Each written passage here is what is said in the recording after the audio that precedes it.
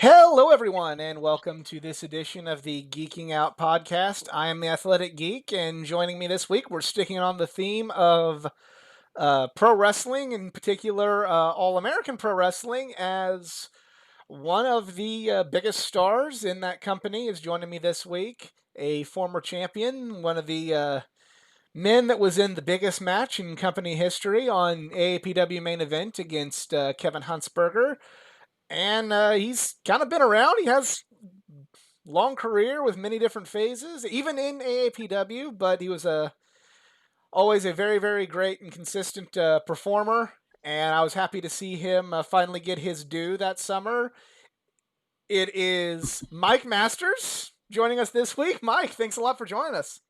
Hey, not a problem. How are you doing? Not too bad. So my standard first question with all my wrestling guests is were you a wrestling fan growing up, and what sort of wrestlers did you like if you were? Absolutely. I think everybody who gets into it, 90% of them plus were definitely into wrestling as kids. Mine was definitely probably, I mean, you got to go Hogan, obviously. Right. Everyone's a Hogan fan, but I mean, I loved watching Junkyard Dog, Rowdy Piper, just basically the 80 wrestling. I mean, that's when I got hooked. So a wrestling, and I can just tell by the names you mentioned, you were more of a WWF guy compared to a Jim Crockett Promotions guy. Yeah, actually, I was. The actual first live show I ever went to, though, was World Class Wrestling, where the main event was Kerry Von Erich against Iceman King Oh Parsons. wow, wow. Yeah. So for those that don't know, like, where did you grow up at? Or did you grow up in Texas, or where did you? No, actually, I grew up in Chicago, Illinois. Chicago. Okay. Yep, little town. Well, it wasn't actually Chicago. It was a south suburb of Chicago called Evergreen Park. But yeah, that's where I grew up, and they came actually to a local high school out there, which I thought was kind of weird because they were a promotion out of Texas. But yeah, they came out there, and that was the first show that I went to that was live. That's awesome. So, did you have an athletic background in high school? Did were you know what would does that were you athletic? Were you more of a did you participate in more of the arts? Acting or band? What was there anything that you were doing in high school that maybe led you to want to become a pro wrestler, or pursue the blend of performance and athleticism? Well, I played baseball my whole life from the time I was a kid till high school, through high school. I wrestled for 4 years total, seventh, eighth, freshman, sophomore year. I played football seventh grade, eighth grade, freshman year. After that, most of my high school career was me being a delinquent. Yeah. uh, so after high school, did you start training for wrestling then, or was there kind of a period of get a real job or pursue an education or anything like that before you decided to take the plunge into the crazy world of pro wrestling? Well, I was bouncing in a nightclub, and I had a friend of mine that I used to hang out with, and he came into the nightclub one night and told me that he had signed up with Windy City Pro Wrestling out of Chicago. And he told me, he goes, "You need to sign up. We'll become tag team partners." I told him, I said, "You're nuts. There ain't no way I'm doing that." I said, "I'll never make it. I'm too small at that time." When I first joined pro wrestling, I was only 144 pounds. And what year was this that, if you don't mind me asking, that all this started? That was in 1994. Oh, what? Oh, okay. Now you're this is. No, I lied. That was not 94. It would have been, good Lord. Now you got me all confused here. I'm sorry.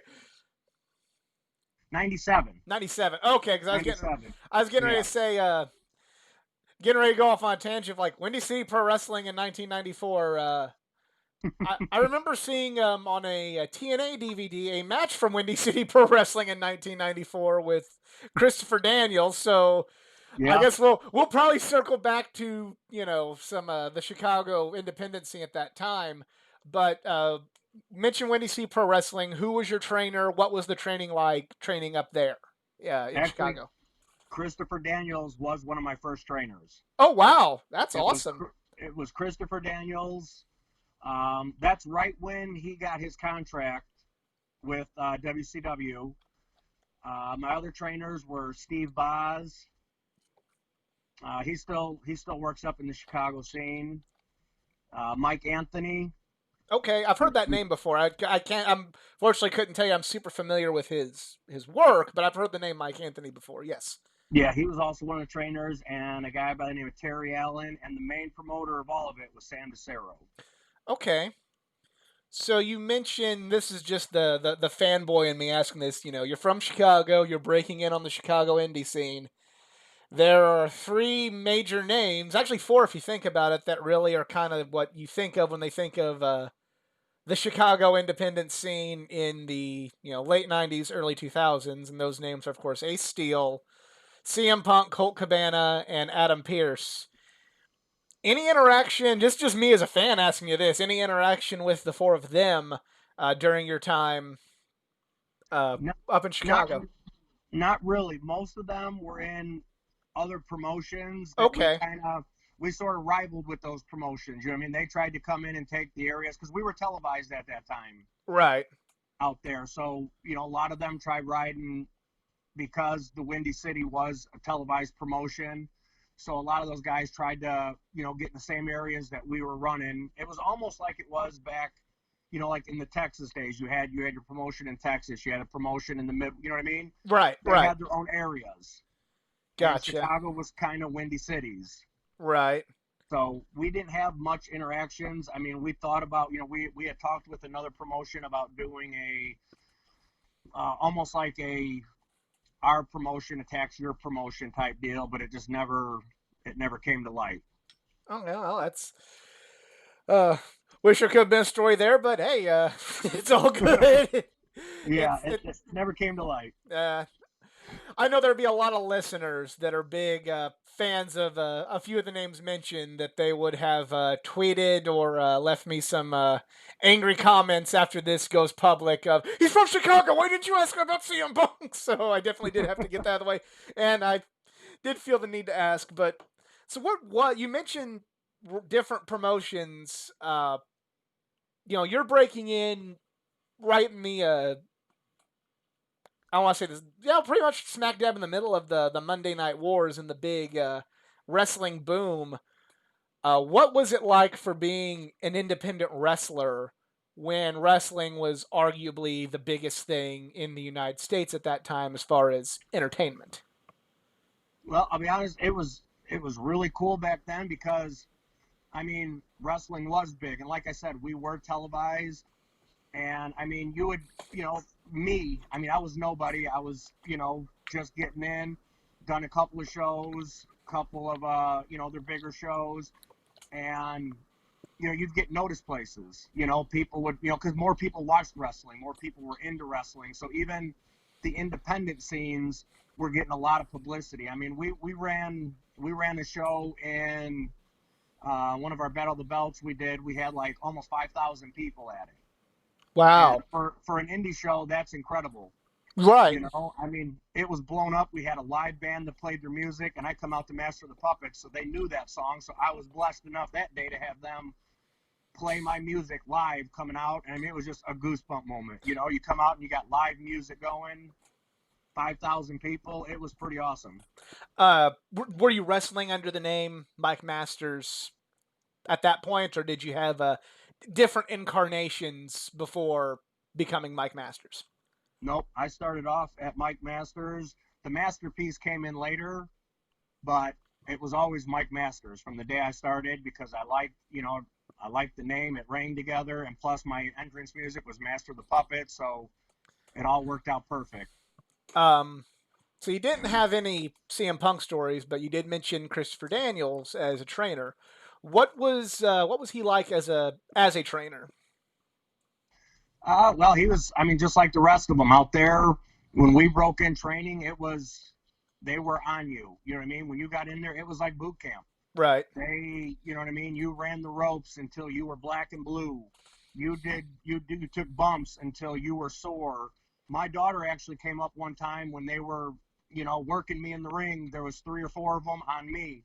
Just, I mean, I was taking body slams, clotheslines. I mean, you name the bump, I was taking it.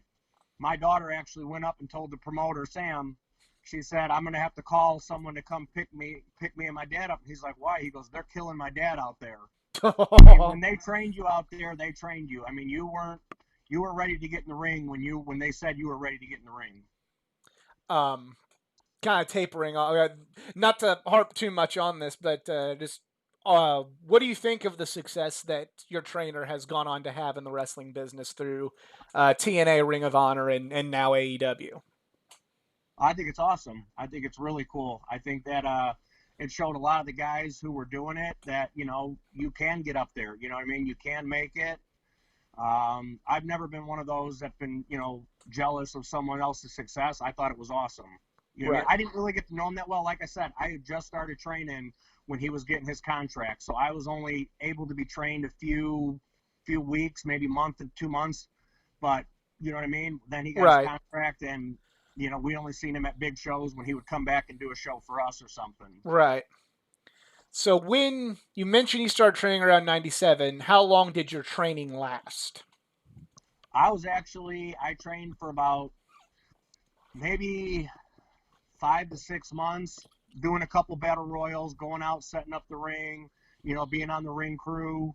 Um, and then after that 6 month period, I started, I took off pretty easy with it. I mean, it came pretty easy to me. And I was in every show after that. You know what I mean? I was on every TV taping, almost every TV taping. I was at every show that we had booked over the weekends. And I mean, I was in every show about So, 6 months in. um, so for those that aren't familiar with Windy City Pro Wrestling, is the promotion still going today, or like how long did the promotion? If it's unfortunately not, how long did the promotion last? I believe that it just disbanded within the last 5 to 7 years, I believe. I'm not Right. 100% positive. Like I said, I don't go up towards Chicago that much anymore, but I know a lot of the guys that I worked with up there, I still talk to. I Right. guess they did a show maybe about 4 or 5 years ago where they kind of brought back a lot of the Windy City guys. And, so I definitely know that it's not going anymore. Right. But a lot of those guys that were in there have now taken off and they've started new companies in Chicago. I believe there's a Chicago Wrestling is Okay. what one of them's called. I'm not really positive on their names though. All right. So as you're breaking in, do you have any good stories with from working shows with just any of your peers, any quote unquote big names being brought in to do a show like that? Any good teaching moments? Was there anything like any stories of that nature you'd like to share with us? Well, I know like we brought in like Windy City would always, almost we did at just like we did out here with oh good night. With AAPW, you always bring in somebody, every once in a while for a bigger show. But like I've been in there with Beefcake, Valentine. I Right. mean, and that was awesome because those are guys I grew up watching. And then when you get in the locker room and you see these guys like standing across from you, you're just like, in awe. I mean, these are guys that you grew up thinking, oh my God, these guys are awesome. And then here you are sharing a locker room with them. Um, What were Beefcake and Valentine like, if you don't mind me asking? Beefcake was awesome. He would be willing to talk to anybody about anything. If you went up and asked him, certain questions, I mean, he'd all about answering them. Valentine, in my eyes, I was not a fan of. The first show Gotcha. I ever did, I got in the locker room and my mom was there and she was a big fan of Greg the Hammer. Well, she bought a picture and she's like, "Hey, can you have him sign this?" I was like, "Sure." We're in the same locker room. So I went back there and I brought him the picture and I said, "Hey, my mom bought this picture. Can you sign it?" He looked at me and he tells me, "Yeah," at intermission and hands me the picture back. And I was like, huh. So I Wow. gave it back to my mom and I told her, I said, "Go return that, get your money back, and it's worth the $5." Yeah, but like I said, Beefcake, I mean, he was awesome. I mean, he talked to anybody, shake your hand, you know what I mean, act like he knew you for 20 years. Right. Okay. But yeah, So how long did you stay in the Chicago independent scene? I wrestled in, I think it was 7 years that I wrestled for Windy City, 6 or 7 years. I wrestled there, and then that's when I moved to Southern Illinois, got out of that, and that's when I met up with Livewire and Sean and became, showed them my tape and decided, I wanted to get back into it because my son's like, Dad, I see all these pictures of you from magazines and, stuff like that. And I've seen your videos. I want to see you do it again. So I decided to get back in. And that's when I believe Edmund was the first one I ever talked to about it. He's the one that told me where their next show was. I brought a tape, gave it to Sean, and then I started wrestling with them again 4 years later. Do you remember what your first AAPW show was? Was it were you from with AAPW from the onset, or did you kind of jump in, or do you recall? I believe it was shortly after it started. I know it wasn't going very long because it just started getting some steam once I was in there because we were doing, we did some promotional pictures. Right. Um, I want to say the first show I ever did, I want to say was in Heron. And Okay. I want to say it was at a school. I can't remember exactly it. Was it the Jake the Snake show? No, no, no. I was in before that. Okay. Okay. Yeah, I was in before Jake the Snake. It was, you remember when they brought Coco Beware in? I that was before my time. My first exposure, and to the to people who have listened to all the podcast. Well, sorry to go over this again, but it's all good. My first show was uh, they were promoting. I didn't go to the show. My first knowledge of it, they were handing out parking lots. Livewire and various others were handing out flyers in the parking lot before a WWE show at the SIU Arena, promoting their show in Carbondale with Eric Young and Abyss and the Naturals and Tracy Brooks and ODB. Um, I unfortunately couldn't make that one, but I remember they were running a local show in Sparta, and we were able to go to that one. And the guys were so like, the show is as good as you could have been with a low hanging ceiling that you couldn't really use the top rope on, but all the guys worked hard, and Livewire was cool. And I remember, like, well, these are good guys, and I want to see what they can do with a higher ceiling. So we went to the next show. The next show I remember going to, I believe, was in West Frankfort. Because I remember missing the Jake the Snake to go see Alice Cooper at the DuQuoin Fair. So I remember the next show I remember going to was in West Frankfort at the Aquatic Center. So, but I believe you were on the Sparta show, if I'm not mistaken. Nope. I think we lost him.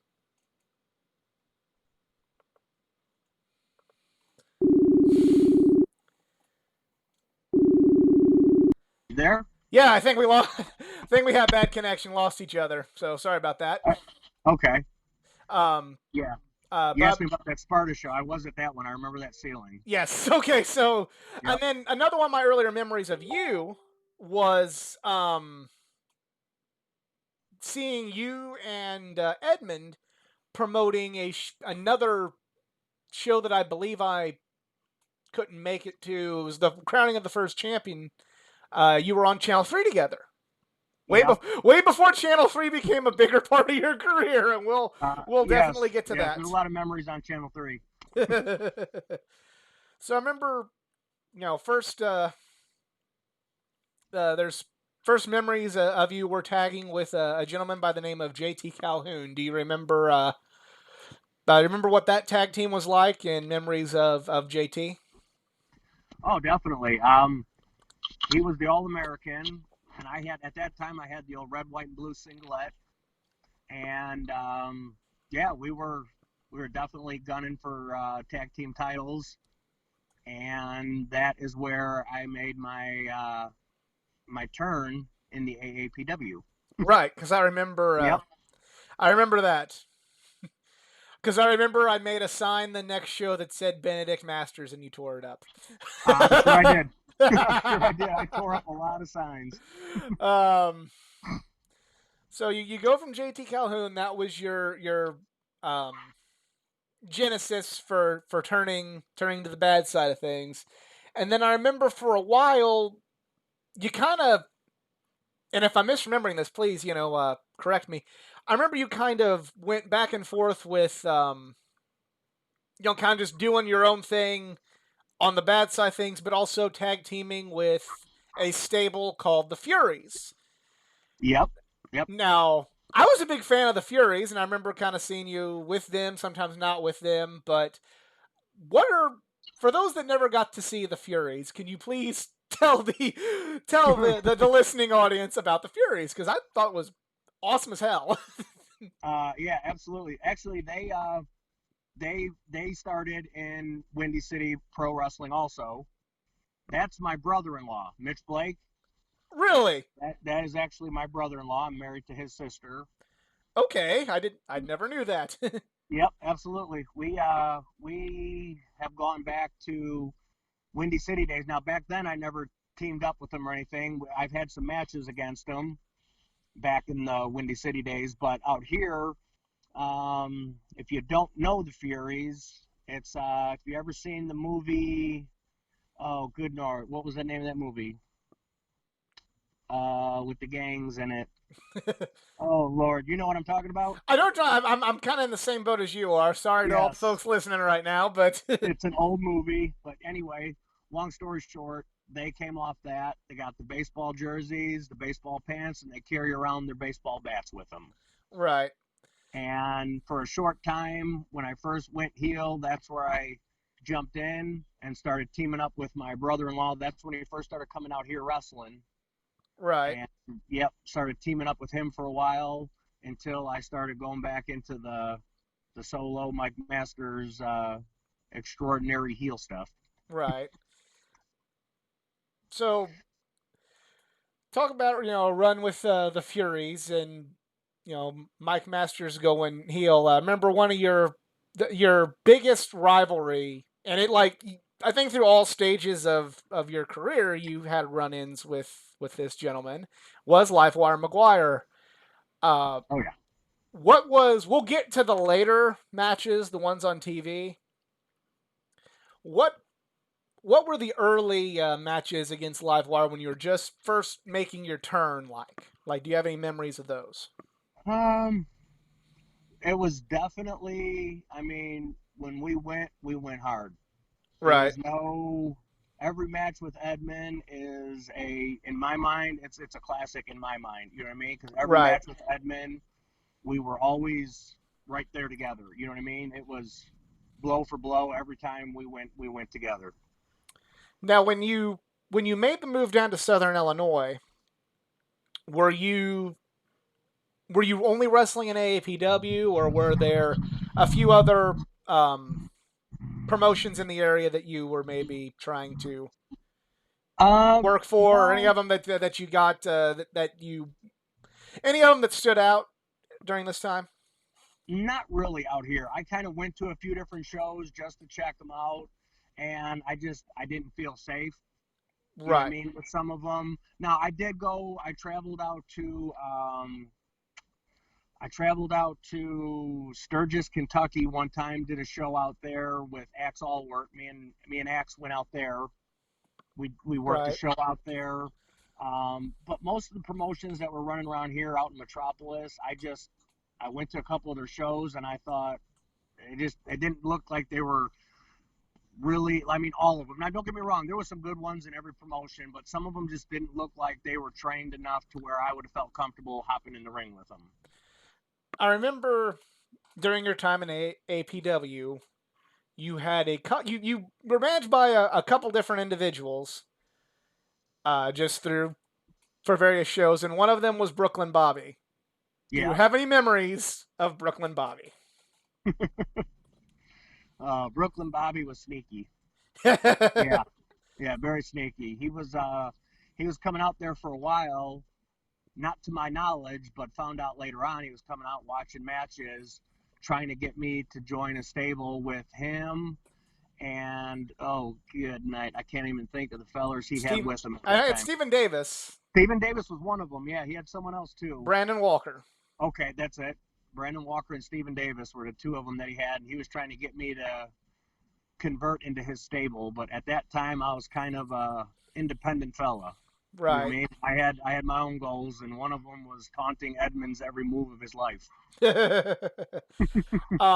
And then another one is, since you mentioned Axe Allwart, was his longtime manager, Gaylord Stevens. You have memories of Gaylord Stevens. I think everybody who's ever seen an AAPW show has memories of Gaylord. Oh yeah.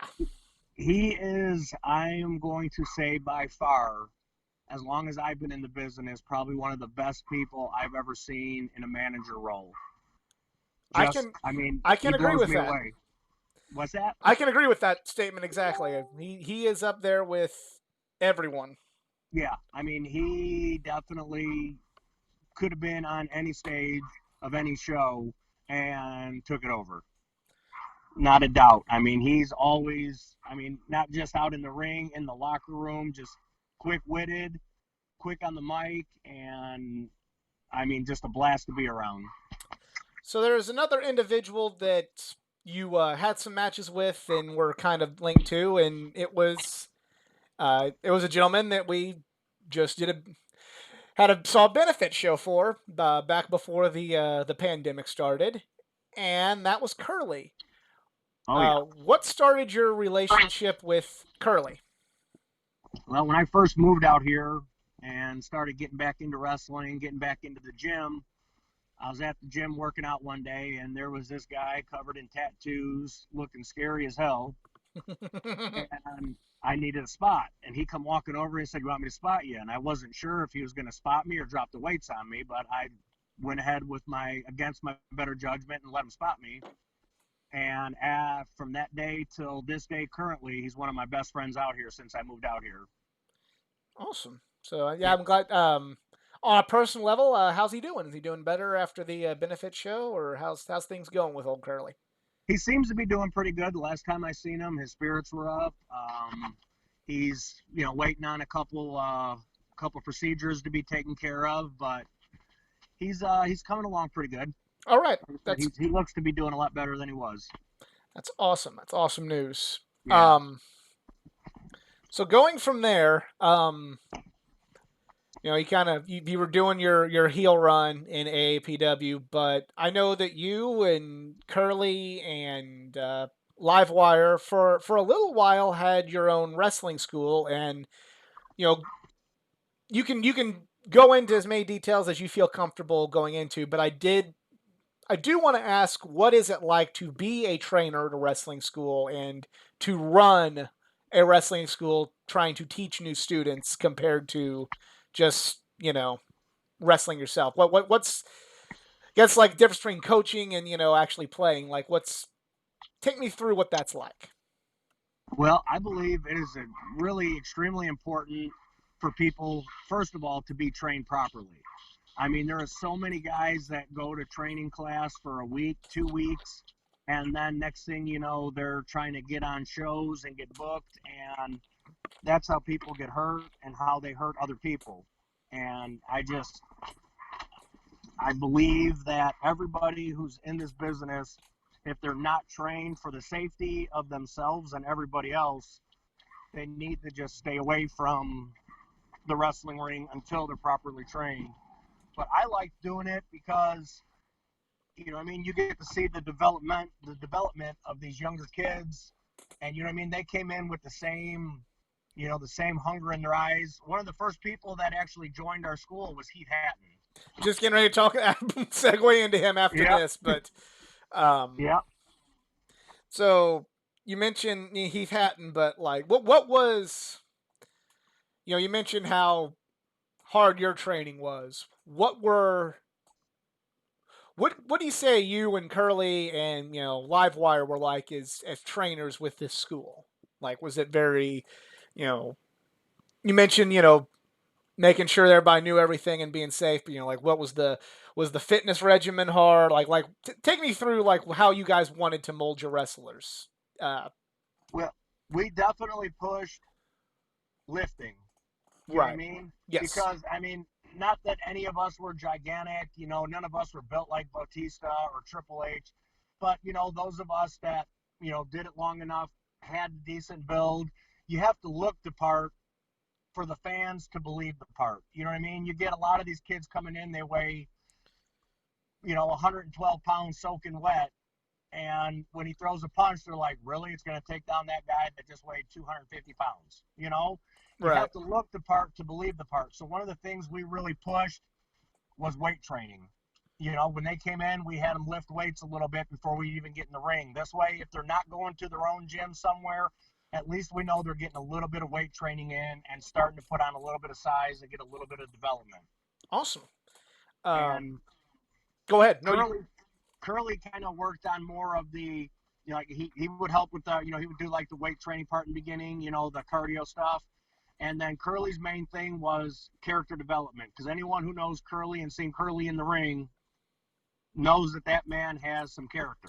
Yeah. For just a not to cut you off, but for some, I know some folks listen from outside the Southern Illinois area. To give you an idea of Curly, Curly was on the Howard Stern show at one point. He has tattoos of the Three Stooges all over his body.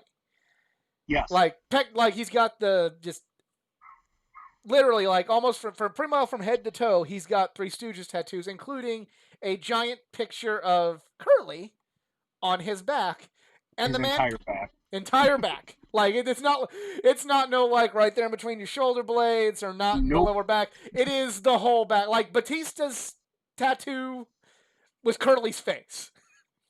Yes, yes, absolutely.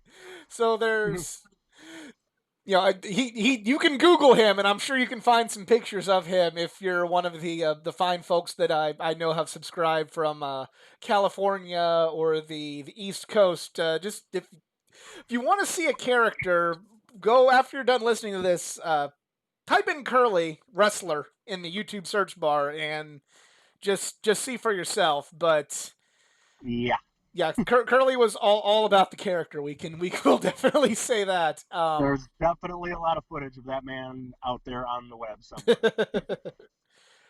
So and you don't have to go too deep into this. I know the school did not last super duper long just because around the time I finally was in a good position with my college schedule to go, hey, time for me to put my money where my mouth is and start training myself. I come to find out the school wasn't around. As much as you feel comfortable sharing, or you can tell me it's not my business, and I'll shut up right now. What led to the school shutting down? Well, there's actually a series of different events that came up. One was I had a job change where my shift no longer allowed me to be available as much as we were. So that took one trainer away. And at that time, we just weren't getting a lot of people who were wanting to train. You know, we had a couple, and it was like I was telling you, we had a couple of guys who'd sign up, they'd come in, they'd train for a week or two, and then we'd see them on a poster for one of them promotions I was telling you about that were out by Metropolis area. We've seen this kid on a poster. I'm like, that kid has trained for 2 weeks. And here he is telling these people that he got trained by Mike Masters and Curly and Edmund. And so we would call these guys and be like, listen, don't you dare use our names. You know, I mean, we'll get a hold of these promotions and we'll let them know that you are nowhere near being trained. You know, I mean, there was several of those. We just weren't getting a lot of people coming in showing an interest for the wrestling. I mean, and part of that I would say was our faults for not really promoting the school well enough. Right. You know, I mean, we didn't have any ads in the paper really. It was more word of mouth. You know, people at the gym, just people heard about it at a show. We didn't really promote it enough. I mean, if we'd have put the time and the effort into promoting it, I'd say we probably would have still been going. Right. But it was fun while it lasted. Yes, I'm somewhere in an alternate universe. I had more money saved up in a lighter college schedule, and I was there, unfortunately. But it is what it is. Yep. But of all, you mentioned earlier, probably one of your one of, if not, and correct me if I'm wrong, probably the best guy to really start out of that school was Heath Hatton. What are Oh your yeah. early memories and just memories in general of Heath Hatton? Well, when Heath first joined, Heath was, he was a pretty skinny cat. I mean, he's got all beefed up now, and he's really but he took it seriously from when he got there. I mean, when he got there, he wanted to be a pro wrestler. And that's something that, as a trainer, as a worker, when you see somebody in that locker room who's asking questions and, stuff like that, like I said, when I've been around 20 plus years, when I would be in the locker room and someone would come up and talk to me about, hey, I seen you when I was in high school or when I was in grade school, and I loved it, when you did this, how do you do this? I mean, that stuff feeds you, as a Right. wrestler. It's like, your head swells up. You're like, oh, you seen me 20 years ago. But it's watching these kids that come in hungry, and Heath was definitely hungry for it. I mean, he wanted to learn. He was always the first one there. He was, when we would set up a show, Heath was there helping set up a show. I mean, he wanted to be a pro wrestler.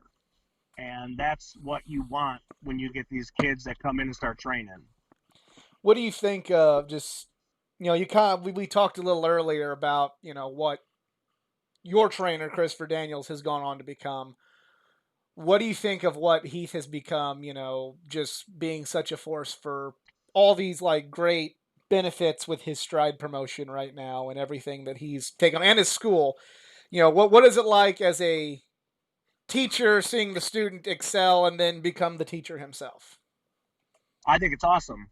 Like I said before, I've never been one of somebody who, oh, he got this booking and he's getting paid this amount of money, or he's got this booking. I've never been jealous of it. I think it's great for everybody who does anything with this and is successful with it, because I know how hard it is, because I've been doing it for so long. I think it's awesome what he does. I mean, he still loves it. He's still, you know what I mean? He still talks the crap, which I love. You know what I mean? I mean, he is Yes. 100% wrestling. You know what I Right. mean? And that's what you need to be. And that the kids that he's training, these, the people that he has trained, they've all got that same passion, and I think that's awesome. And I think that's, one of the best things that Heath has done is he's instilled his love of it into all these guys that he's been training and that his trainers are now training. You know what I mean? It's awesome. I Right. love seeing it. So we go from there, and then eventually we might be skipping. If there's anything you want to talk about from AAPW that I might be skipping, please feel free to jump on in. But the next big thing to happen to AAPW after this is you get on television. This kind of like like hearing everybody's take about what they what was going through their head when they finally get this opportunity to see AAPW go to local television and really kind of reach its peak. I think it brought out the best in everybody. I mean, the more people, I mean, as we are, as professional, amateur, whatever you want to call us, independent pro wrestlers, if there's a crowd of 50 or if there's a crowd of 5,000, you go out there and you put on the best show you can, because those 5 to 10 people or those 5,000 people all paid for a ticket to see you. You know what I Right. mean? And the fact that anybody would pay any money to ever see me do anything blows me away.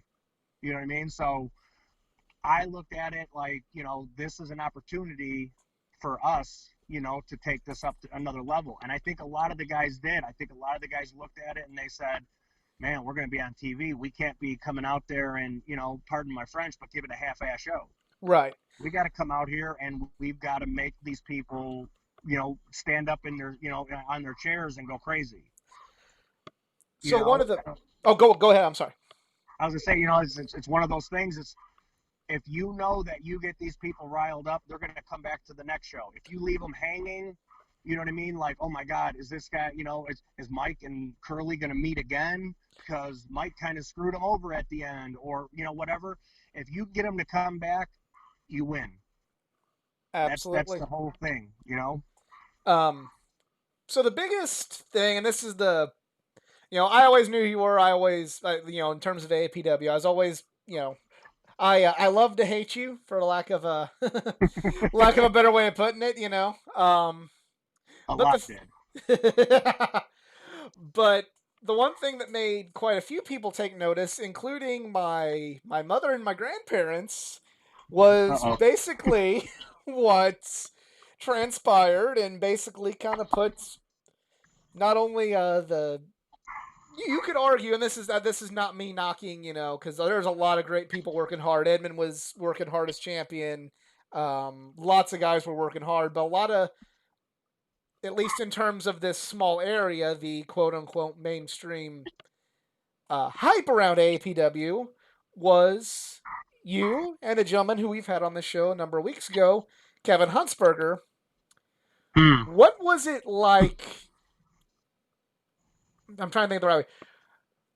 What was it like whenever you found out you were going to be chosen for pretty much this storyline that was going to pretty much make you well known throughout the area, because no one goes on News 3 and interrupts News 3 in the morning where everybody's getting ready to go to school, everybody's getting ready to go to Yeah. work, and here's this guy and he's getting up in the anchor's face. Yeah. Oh yeah, absolutely. I was more than jacked about this opportunity. I knew the things that we can do with it, the places we can go with it, especially interrupting the Channel 3 news at 6:30 in the morning. Um, so was it Kevin's idea? Was it Chris Hackstrom's idea? Was it Sean's idea? Did you go, hey, I have this thing I'm willing to do with Kevin? Whose idea was it to put you in that position? Well, it just sort of I don't want to sound cheesy, but it almost just happened. It just happened to be me talking crap to him, and it just all fit together and blended together because of him hitting me with that chair long before my losing streak started. Right, Once he hit me with that chair on the news and my losing streak began, it was, you know what I mean?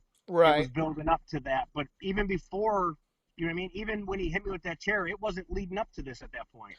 Okay, I was actually getting ready to ask you that. Was there a plan in mind of, hey, you know, we're gonna have Kevin and Mike get into it, and then eventually, we can do something, whether it be Kevin in the ring or whether it be,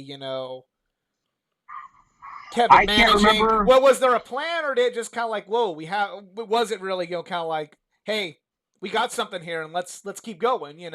That's exactly what it was. It was more like we've got something. Before, it was just trying to promote our shows. You know what I mean? Hey, look, here's this guy who talks all kinds of crap, and Kevin just smacked him with the chair. You know what I mean?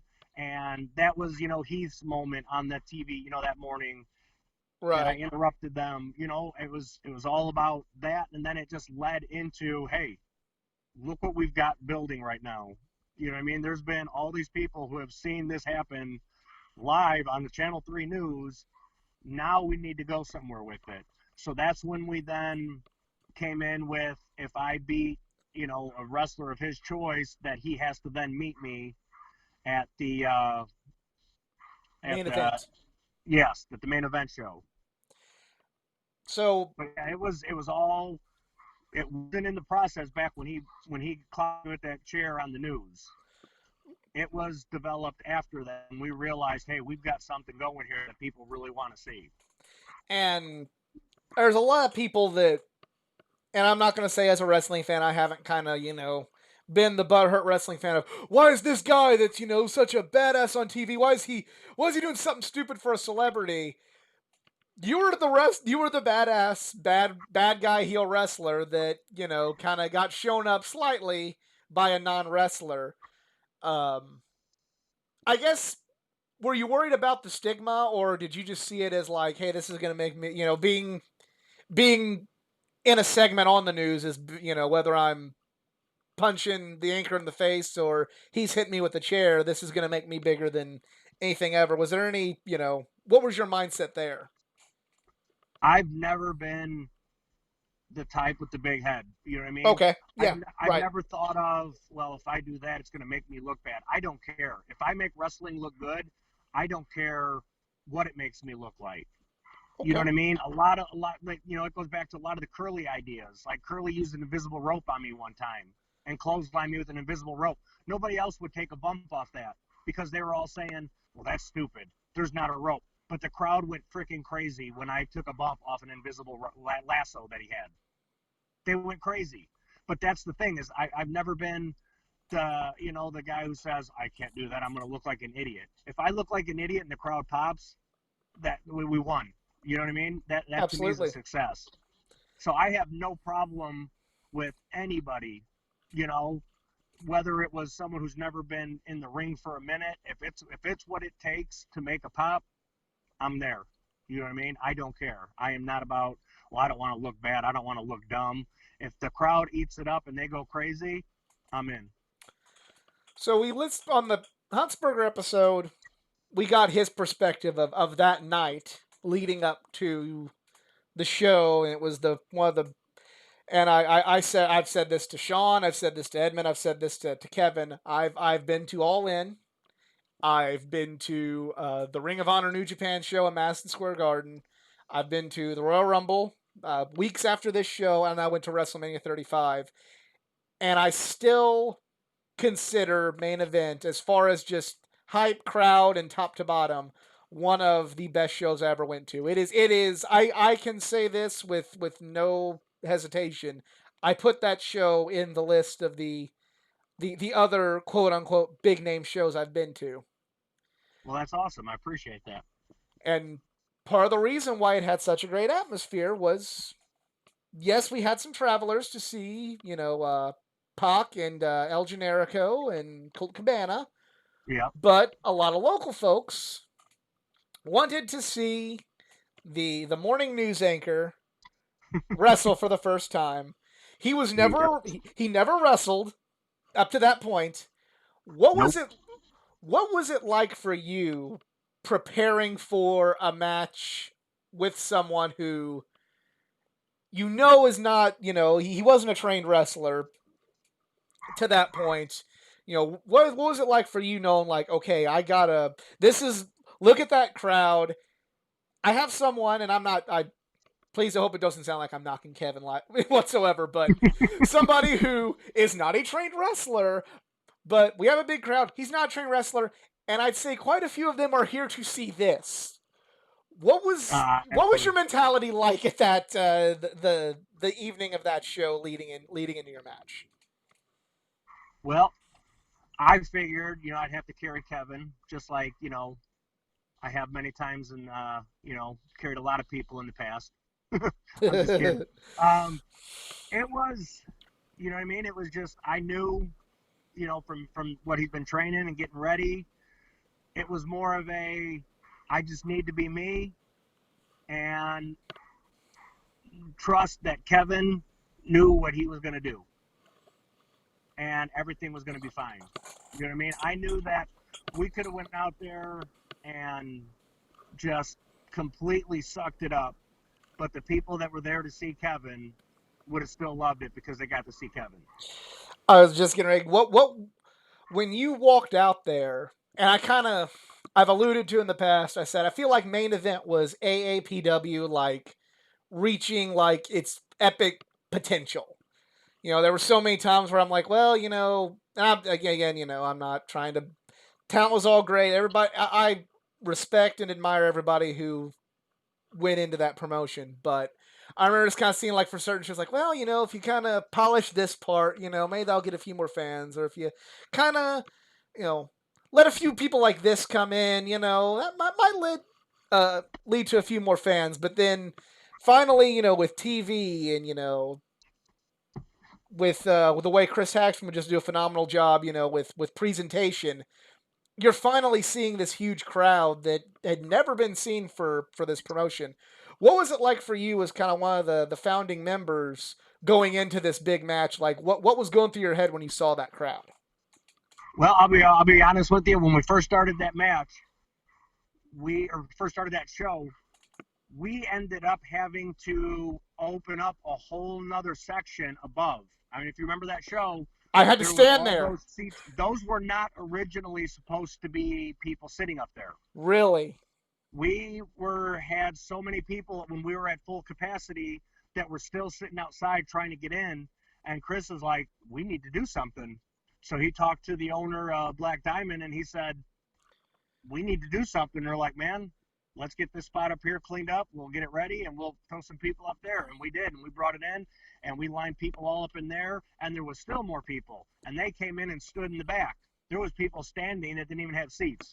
Yeah, we were just by, and this was just kind of us like, oh, it's AAPW. And I believe we even like we pre-reserved our general admission tickets. I want to say this was several years ago, and I Yeah, don't it was a remember little while. that, but because I remember like just thinking like oh, it's AAPW, bell times at this. Let's get here at this in order to meet some of the to meet Pac and meet El Generico and meet Colt Cabana, and we got there like the hour before the show we normally do, and we get in there, we're like, oh wow, this is wow, this is awesome, but wow, we should Yeah. have Uh we huh. should have made that trip a little sooner.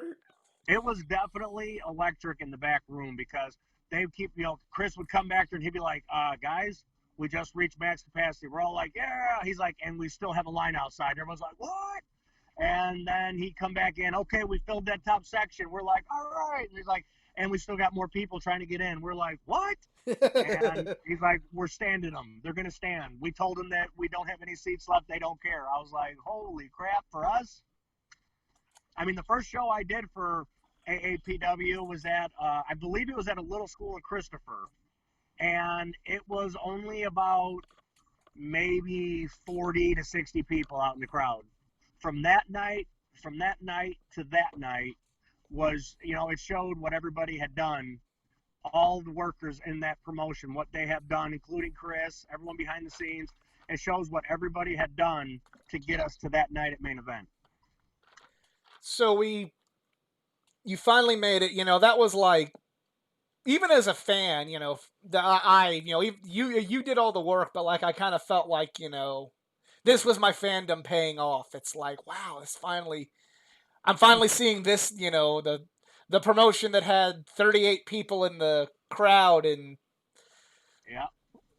Royalton, Illinois, is now Yep. got this. You do the match, and the ending of the match didn't end up so well for you. Take me through what happened there and subsequently the aftermath of this match.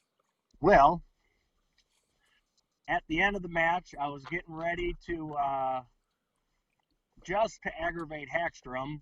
I was gonna put a chair over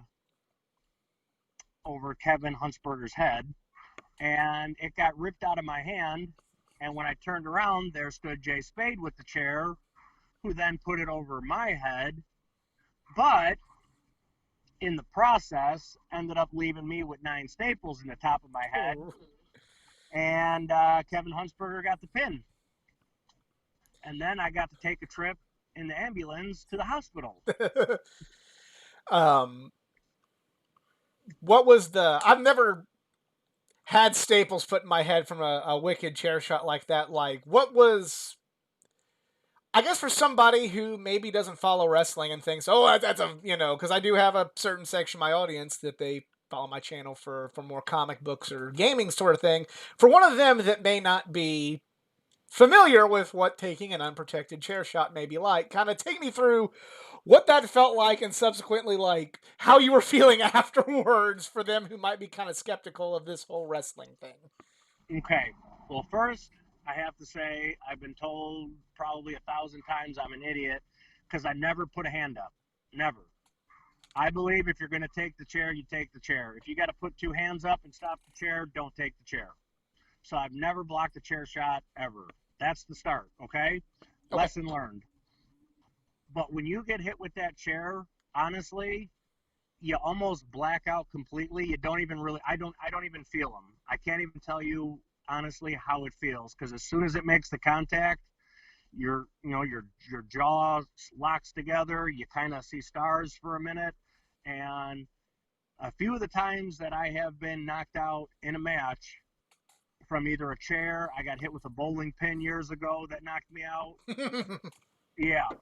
And when you wake up, you don't even feel it because like when they got on top of me, the refs, as soon as Kevin Huntsberger got the pin, he's like, Mike, you're hurt. I'm like, no, I'm not.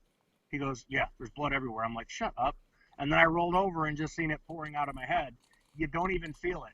I mean, it's like, you know what I mean? I don't even know how to explain it. It just, you get hit, you see some stars. The next thing you know, the match is over, and you're on your way to the hospital getting 8 staples or 9 staples put in your head. So you going to the hospital, I guess that does to a certain point mean you don't really get the whole you don't really get to take in the victory of the moment with No, the rest of the team like you don't get to hoist the trophy up at the end of the Super Bowl. You're no, you're going away. Um, yeah, nope, nope. I definitely did not get to do that. how late were you at the Yeah, hospital? Was there any chance, after you got stapled up, was there any, beers on me, guys, let's go have one, or was it, home and ice and done with the you're done with the evening, even as much of a success as it was, you're done. you know what? It didn't even phase me. We were in the back, and I was still, you know, I had some dirty, nasty shop rags that they had found laying around, soaking up the blood, and I was still hugging everybody, talking about how great the match was, thanking everybody, and just, I mean, we were still hyped. It didn't even phase me. I'm, you know, blood running down my back. My wife's in the back freaking out. My mom busted through the gates, came in the back, and my kids, my youngest was freaking out a little bit, but everybody else was, I mean, it was just like it was that moment. We were all sitting there saying, "Holy crap, that was awesome!" You know what I mean? Right, right. So after this, you begin a storyline in AAPW. You then target the man we alluded to earlier, Livewire McGuire. Yep. Tell me, with the exception of just, you can go into the storyline, but with the exception of the added, TV and production and now a bigger audience, uh, how'd you feel about these matches compared to the ones you were doing a couple years earlier, right after you turned bad? These had more. I want to say they had more energy. I know I said before that every time I worked admin, it was balls to the wall. We're putting it all out there for everybody. But these matches had more to it because we both felt that there was more coming. You know what I mean? That this was going to build up to be something pretty big. And either one of us, I mean, Edmund is a true professional when it comes to the wrestling world. And just like me, he knew that the more we put into it, the bigger it was going to be for the grand finale. Right. The final outcome was going to be worth it. If we put in the work now and we did everything we possibly could from this point until the finish point, it was going to be something big. Whose idea was it for you to be the kind of, I guess for lack of a better term, stalking Livewire McGuire, doing those vignettes, and what was it like filming those vignettes? Actually, it was rather entertaining. Take me through it. Just Well, I've we would go meet up somewhere. I want to say it was Hackstrom come up with the idea, and he kind of ran it past Edmund, because it was his family involved. You want to make sure Edmund was okay with it, and right. Edmund was all jumping on the board. He was, let's do it. And just going to different places, and then me being all creepy, sitting behind a vehicle, just watching and staring and laughing, and you know what I mean, talking crap as he's walking past with his family, or you know videos of me watching his kid playing at the park, telling Edmund, now I know where your kids hang out. That was It was kind of definitely interesting. that was to me like this was as a fan kind of going like whoa, like I mean like the interrupting news 3 was cool, but this is me going like whoa, they're really spreading their wings creatively, because like I would have never thought, you know like it was still Yeah. family, it was still PG, but like I would have never would have pegged AAPW doing a storyline like this. No, that's one thing that Hackstrom really had, is he had some creativity that was needed in independent wrestling, because most independent wrestling has no creativity. They have storylines, don't get me wrong. A lot of them carry storylines. Some of them don't. Some of them just come out and say, okay, hey, these are the 7 matches we're going to have tonight, go. Right. But, some of them do put storylines together, but with Hackstrom, it was more of a, hey, we're going to put a storyline together that's a little twisted, that's got some issues that, some people may not like. I mean, I had people telling me that I was a creep, I was a weirdo. I shouldn't be following people. Did this have any effect on, because not really trying to pull the curtain back too much, but you are like a regular guy with a regular job in Southern Illinois, but everybody in Southern Illinois is seeing this, and you Mm-hmm. might be at Walmart or Kroger or at your job or at the gym, and they're like, "That's the dude creeping on Edmund." Did you Is have any Edmund around instances? here today? Did you Is have he? any instances like that? With like people out in the world when you were with your family or you were working your job, anything like that? Not outside of that world, like coming to the shows Right. Okay, that's good. after the show, like I do with my family, and people would make comments, or you know what I mean. Just in that area, never really outside of it. I Well, mean, that's I've had good. some people come up to me who were smart in the business, you know what I mean, and tell me, man, you're awesome. This is great. I love you. Blah blah blah. But not really any issues. The only issue I ever really had was at a show, and I don't know if you were watching at the time, but where a fan took a punch to the face delivered by Mike Masters. I Which show was this one? Because I It I, was, I tried to make a lot of them, but then eventually there became school work and life. yeah, But I can say I remember most AAPW shows, but this is one that I don't remember off the top of my head. Educate me. it was at Black Diamond, and kid had a sign, Mike Masters sucks, of course. So I went up, ripped it up, threw it in his face. I walked away, and he told me that I sucked. And so I turned around, I laid him out, I dragged him underneath the guardrail, full mounted him, and started my assault. Well, every wrestler come running out of the back to peel me off, but they also had to stop the fans from coming over the guardrail to get me off this kid also. So they're holding back fans while I'm getting dragged in the back. We get out of the match, I'm getting ready to leave, and Chris Hackstrom says, Mike, you can't go anywhere. I said, why not? He said, there's people outside waiting at the exit for you. They got the police on the way. They're going to get them out of here so you can then leave the building. But the Wow. fans were waiting for it. And supposedly the next day in a St. Louis newspaper, there was an article that someone had posted that a pro wrestler had attacked a fan, and they bought it hook, line, and sinker. Nice. And it was in the St. Louis newspaper. I said, I wish I had a copy of that. So all the stalking of Livewire McGuire leads to you becoming the AAPW champion. And Yes. while I was Livewire McGuire through and through sitting there, I did have a little bit of part of me that went, damn it, finally. Good for him. That is Yeah, awesome. I was still, I had to do the boo, you didn't earn that, you cheated, and this, that, and the absolutely. other as you were walking out. And Yeah, I believe you did tell me to shut up, but it's very possible. I've said it a lot. but I was happy for you in that moment. Was there a you know, from your perspective, was there a sense of reward of finally winning the title, or for you were belts a little bit more? Oh, cool, business as usual, but now I got the belt. Awesome. What was your emotions like when you finally won the belt? It's awesome to get a belt because you know that the promoter respects you.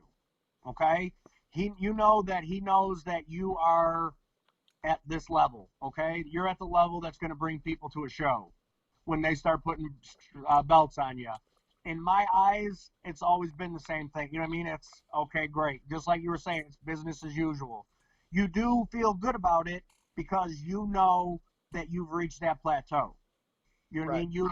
You've taken that step up to where now the promoter's like, hey, this guy's gonna draw.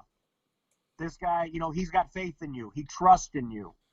You just don't put it on somebody because they look good. You know what I mean? Because they Right. work good. You put it on them because you know, okay, this guy's such either, pardon my French again, either an asshole and he's going to sell tickets because they hate him so much, or he's loved by so many people, he's going to sell tickets and bring me more people. So it's kind of it's a good feeling to get it, you know what I mean? But at the same Right. breath, you know why you got it. Absolutely. So you lead into what unfortunately became, before the benefit show, the final AAPW show, going into the first AAPW steel cage match with Livewire McGuire. Uh huh. What Yeah. was it like for you preparing for a steel cage match? The first one, was there anything, had you ever worked a cage match before this point? Take me through this evening and the preparations for this match. That was the first one that I've ever done, and I kept telling, kept talking about, hey, we got to make this good. You know what I mean? There has to be, you know what I mean? We have to utilize this because, for one, AAPW fans, a lot of them that have only followed really AAPW have never got to see a steel cage match. So Right. you don't want to let them down. You know what I mean? Yeah. You want to put everything on the line, whether you get hurt or don't get hurt. You want the crowd to know, hey, that's a real steel fence, and that really does hurt. And you know what I mean? Yes. So there was a lot of how are we going to do this to make the crowd be glad that they bought these tickets today and not say, oh, well, that sucked. Well, I love the match, and unfortunately, this was the second time in 2012 I got to see Mike Masters with blood on him. That's another thing I remember about this match. But so, what did Yeah. you think of how that match turned out? I enjoyed it. I think everything went pretty good. I think we could have utilized a few things. Like I said, either one of us had ever done a steel cage match before. So both of us, it was new territory. We could get out and we could tear up a table, some chairs, and some stuff out in the crowd easily because we're accustomed to that. We've been doing it for years. But when you're in a steel cage, you're limited to those four walls. So you Right. have to come up with new things, new ways to use that wall that the crowd hasn't seen at every other steel cage match they've ever seen on TV. You want to find something and say, hey, I'm going to do this because I ain't seen it done before. And I mean, you have to do whatever you can do, like I said, to make it worth the while for all the people that came into that show, whether or not you get hurt. You put your body on the line for those people who paid that money to come see you. So, was there any particular moments of the match that cage match that stick out in your head? I like the part where he ran me back and forth, threw me into that side. When I bounced off, come around a little bit, he grabbed me, throw me back to the other side. Boom, grab me, come back, throw me back to the other side. And I think I can't remember how many times he did it. I want to say three or four, and then on the final one, I just did the old Ric Flair bump, the straight forward, face first, I'm done bump. Right. But yeah, I I do want to interject. We've kind of to we talked about earlier, how some people are like, I don't want to do this, this'll make me look bad. You said you bumped for an invisible lasso. You lost to a TV news anchor, but yet through your own, this is a compliment to you, through your own talent and everything, when you were going for that world title and carrying that world title, we were all saying, God damn, like we still bought it. You know what I mean? Like we uh-huh. were, and that's a testament to your ability. And I just want to make sure I want to make sure to say that, I because this was appreciate pretty that. much the end of your not only your world title run, but unfortunately the end of AAPW. We'll Hmm. really go into. We're gonna have to bring you back, much like Livewire McGuire and some of the others. I just want to add one thing Sure, go ahead. to the end of that match, or the match where I won the title. One thing my son still talks about today. He was only, I don't know, 7, 8, 9 at that time. He's 17 now. He still to this day talks about when I won that title, all the little kids in the crowd crying that Edmund lost that belt. And that's something that to me I always, go back to whenever he starts telling that story. I just start laughing because I remember kids sitting out there just bawling because Edmund Yeah. lost. The other thing I remember, going off on another tangent here, that I remember about that match, and Chris, I want to get you on the podcast. So if you hear this, I'm saying this with respect and love.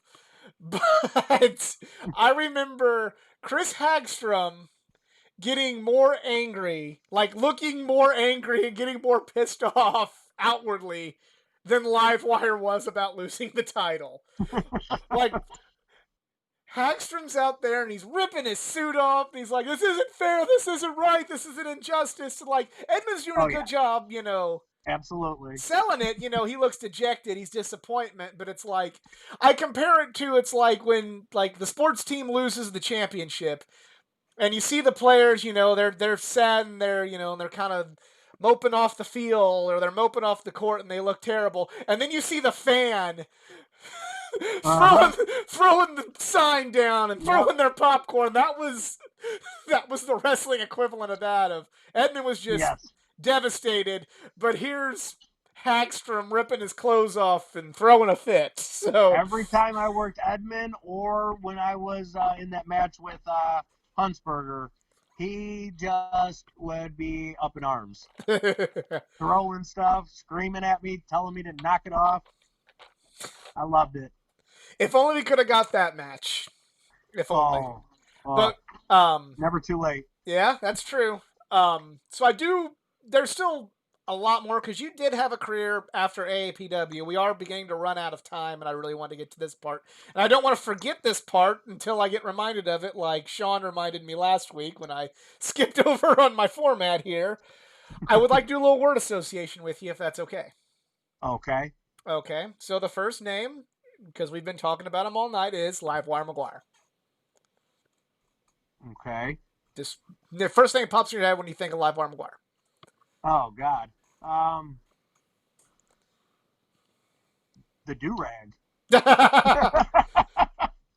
do rag. The do rag. Always. Every time you take it off, who wants the do rag? And you throw it out or go give it to some kid. I'm gonna send you. That's awesome. I love this. But I'm gonna send you a link to the Livewire interview, and when your name comes up, I just want to hear the contrast in what he says. Oh Lord. It's all good. Don't get me Okay. wrong, but it's just, this may make you laugh. So from there, Heath Hatton. Professional. He's really taking it seriously, and definitely I gotta go.